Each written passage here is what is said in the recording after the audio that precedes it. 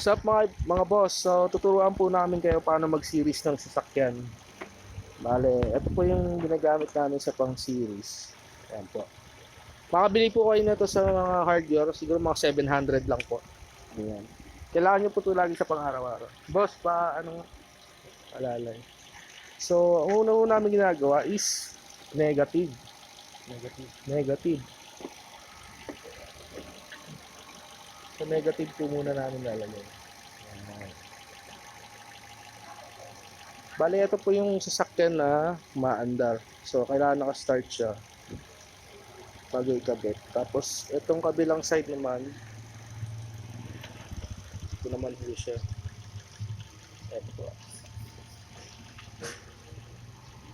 Ayan. And then, yung positive naman ho.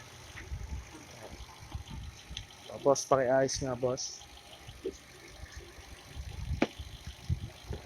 Wait. Kabit mo muna yun. Ano to? Ayan.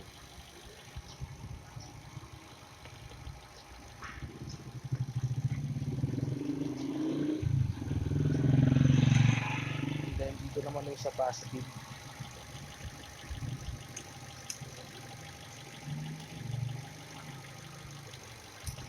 Ito na lang.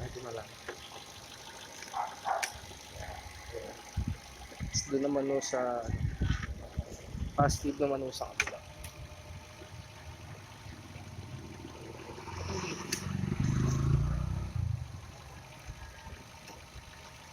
Hindi masyado. Hindi, ayusin mo muna yung pinakawakan kasi medyo nakalagay siya.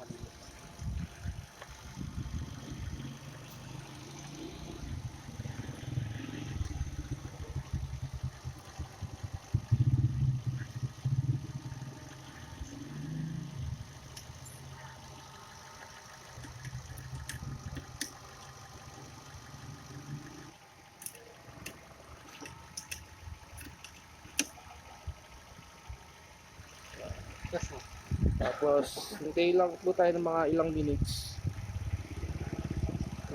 So, rev lang po yung kabilang sasakyan para mag-charge po kagad. Sige boss, start mo.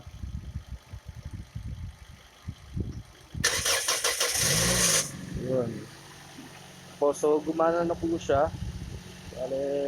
Subukan lang po namin mag-wait ng at least 2 to 3 minutes bago po siya makakapag-charge. So medyo nalobat po talaga.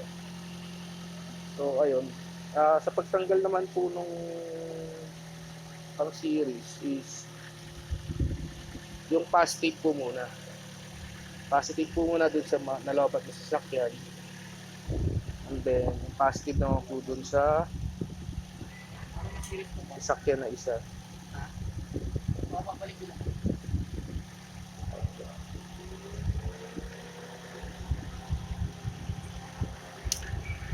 Tapos and then yung negative naman po. Ayan, negative. Tapos negative po sa kabila. Yun po. Maraming salamat po.